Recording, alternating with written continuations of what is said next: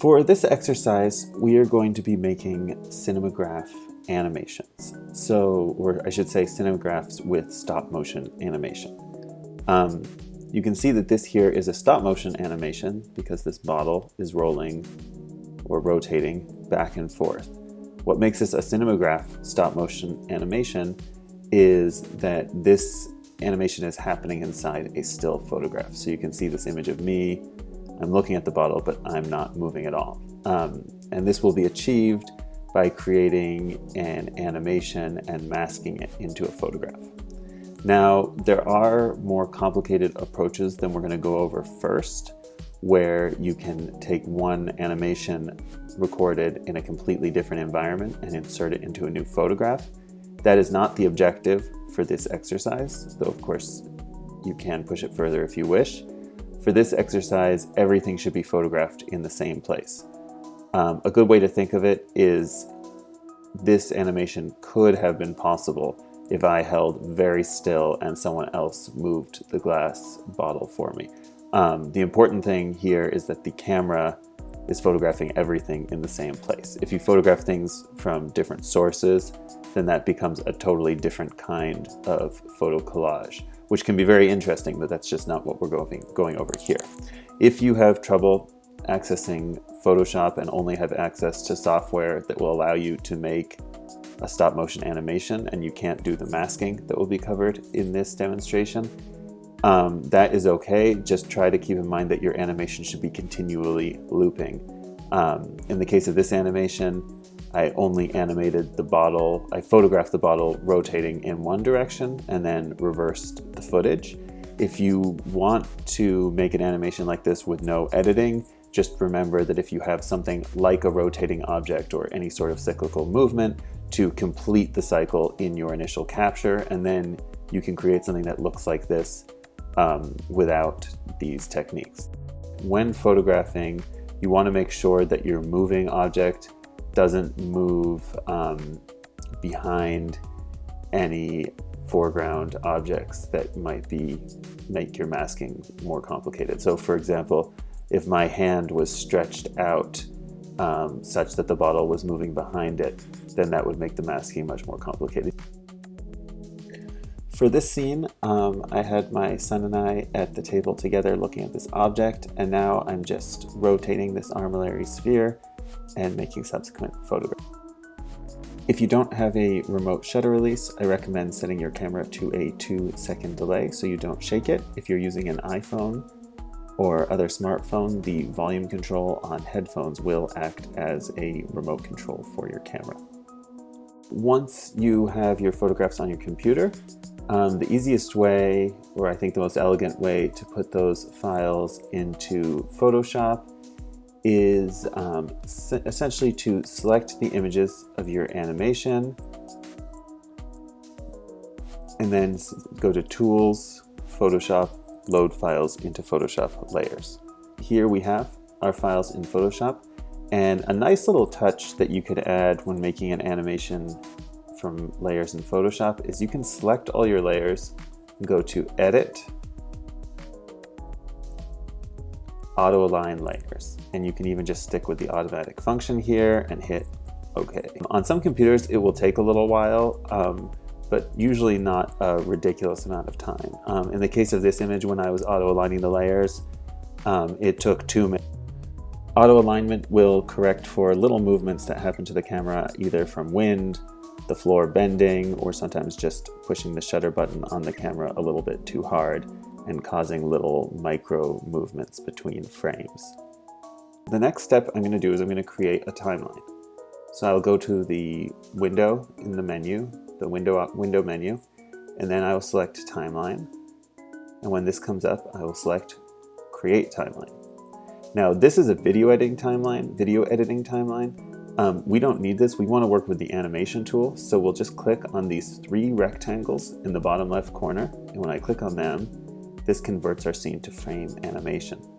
The next thing I'm going to do is this one frame that's in the timeline. I'm going to select where it says 5 seconds and change it to no delay. That is an important step. You don't want to miss that. I'm going to move this palette up here just so or I'm going to even shrink it a little bit. I'm just shrinking this palette so you can see all the menus that come off it. I'm going to select this menu and I'm going to choose the option Make Frames from Layers. And now it's turned all my layers into frames. Now, something important before I move on with this is to tell you that if you have a frame you don't want, you don't ever delete it using a key command. Also, if you want to copy a frame, you don't use key commands. In Photoshop, key commands will apply to your layers and to the image itself. You can think of this timeline as like another little app all to its own. So any adjustments you make here, you want to make right within this palette. So this has created an animation, and I'll loop it, where the object is moving, and then you can see my jacket is coming in front of the lens randomly, and my son and I are just sort of popping up and going away. I guess it's kind of entertaining, but it's not what we're going for. So I haven't decided which one to use yet. I have this option of my son and I looking in amazement at each other while this thing rotates. I have an image of my son looking at the camera saying what's going on, and an image of him sort of manipulating with his mind. Just for fun, I think I'm going to go with this one where we're both in it. So I don't need these frames in my actual animation. I will select all three of them, and then using the trash can tool in the palette, I will delete those frames. And now I'll play my animation again. And that's what we have.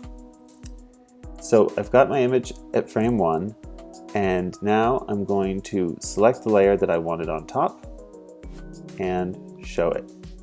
Now, because I've made this edit to the layers, it's actually applied it all the way across all the frames. So when I hit play, it's like nothing happened. But if I move between layers, so if I go to layer 5, I can see that this layer is showing under the picture of me and my son. And if I go to layer 11, I can see that this picture is showing. So the animation is still taking place.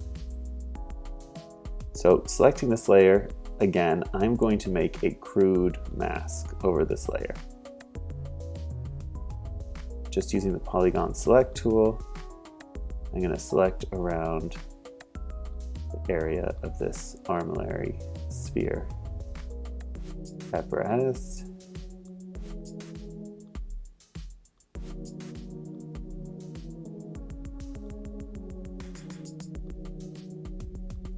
You might notice these little white edges around my image. That is because I ran the auto align function and my layers weren't perfectly aligned. So having made that selection, I'm going to right click on it and choose the option select inverse. So now I'm selecting everything except the armillary sphere. In the layer palette, at the bottom of the palette, there's this icon. It looks like a Japanese or Bangladesh flag, a rectangle with a circle in the middle. That will create a layer mask. So now I have created a mask, so I have essentially a hole cut out in this picture, and the animation goes on underneath. So obviously, we got some problems here. The picture of my son and I is a little bit darker than the animation that's going on. Also, the mask is very obvious. The fundamental principle of what we're trying to do is already achieved, though. We have a still image and an animation moving inside it. So the first thing I'm going to do is I'm going to open my Properties palette. All palettes can be found in the Windows menu. Here it is. And I'm going to select not the image, but the mask. And I'm just going to turn up the feather option on that so that our selection is just not quite as obvious anymore. The next thing I'm going to do is I'm going to create an adjustment layer. And I'm going to create a curve adjustment. And now in the adjustment layer, before I do anything, there's this great little button. It's a little square with an arrow that points down. And that will allow me to link this adjustment layer. So it only will affect what's below it. So you can see here if I crank up the brightness, linked, unlinked. linked, unlinked. So I can see that I've got, in kind of the mid-tone region is the area where we can see the issue. I could spend my time fiddling around with this curve, trying to guess which tonal range is off, but I don't need to do that. Instead, in the curve tool, there's this icon that's the, it's called like the color picker tool or something like that. It's the finger with the arrow pointing up and down. So I'll click on this dark area. I'm holding down and then I just drag up and I just lighten that area until it blends. So you can see if I move this tool around that the little selector moves around on the curve. So now I'll hit play again. And, you know, there's some shadows and stuff moving around, but I'm not going to drive myself too crazy about that. What I might, nah, I'm not going to worry about it. I'm just going to leave it there. So the next thing I want to do here is crop my image just a little bit. And the reason for that is to just get rid of that white edge. So I'm going to pull out the crop tool, or I can even just use the select tool, which is how I'm going to do it now. I'm just going to select.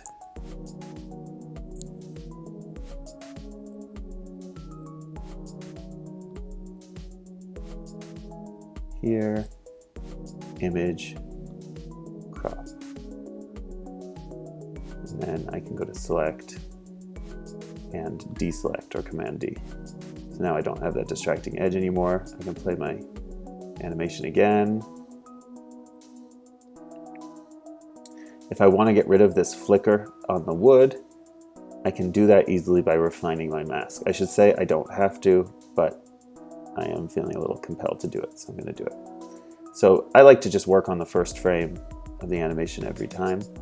So if I select this mask and hit backslash, I can see that the red stuff is where my hole is for the animation to show through. So when working on a mask, white is unerase and black is erase. So I'm going to use the white, which is unerase, and I'm just going to draw that stuff out. And you know, down here, this thing shouldn't even be moving anyway, so I can just mask a whole bunch of it.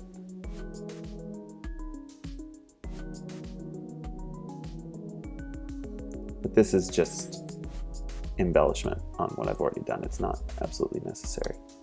So now I'll play it again. And I do think that's a little better.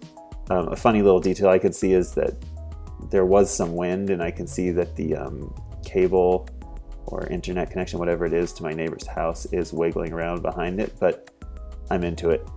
I think it means something. I don't know what, but I'm going to embrace it. So here I have a simple 14 frame animation. Now to export this, I go to File, Export, Save for Web. So here I have my image ready to save for the web, and I can see that the resolution here is quite high. I was actually working with 20 megapixel photos, which is way more than you need. When you think about what you do with an animated GIF, you're either going to embed it in a website, or you're going to, you know, send it in a text to someone or something like that. So for this, we're going to drop the resolution. I think the maximum resolution we want is 1,000 pixels on the long end, or 600 on the short end. You can go with whichever you want.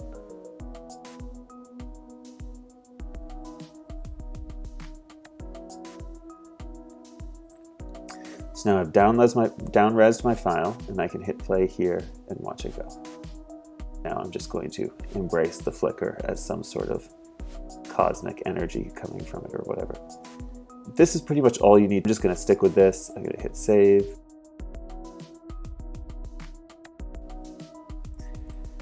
Now, for the most basic version of this animation, you're completely finished now. You've got your GIF, you can upload it. For some of you, and I'm going to backtrack in my history a little bit here, to before I made the mask, maybe even before I made that layer visible. So I've backtracked, and now I'm going to view this animation again. So some of you may have an issue that your animation doesn't make sense in a cycle. This one does have a weird little skip in it that I can see, skip right there, but it doesn't really bother me. That being said, if you do have a motion that's not cyclical, there are a few ways you can fix that. There's some interesting tricks to make water look like it's flowing forever and stuff like that, which I'm not going to include in this tutorial. But a very simple way you can make a cycle go forever is to simply reverse it. So the way I will do that is I will select all 14 of my frames here in the animation, and then using this little plus icon down here, I will duplicate those frames. Now it's important that I don't do anything else yet, because it's by default it's going to select my new frames that I've duplicated, and I want to keep that. So now I go to the menu. I'm going to pull this up so you can see it. I go to the menu and choose reverse frames, and I hit play, and we've got our thing moving back and forth. Now this is already pretty good. The only issue is that my last frame is the same as my first, and my 16th frame, or maybe my 17th frame. Let's see, which one is it? Okay, 15th and 14th frame are also the same. So the first thing I've done is I've reversed my group, but then I will delete the first and last frame of that group using this little delete tool here. Delete frame, yes. And I'll go to the end because this one repeats at the beginning. I could also delete the first frame, it doesn't matter which. So I'll delete frame 27, delete. And now my animation cycles back and forth.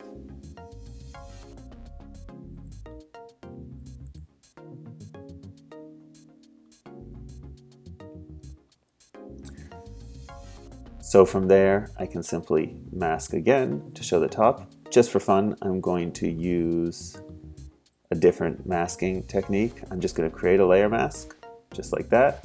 And then using the brush tool with a setting of the hardness to 0 and the color set to black, I'm just going to paint the hole where the animation takes place. So that's what I've masked here. And now I can hit play on that. And there you have it. So that would be a version of this where the animation goes back and forth.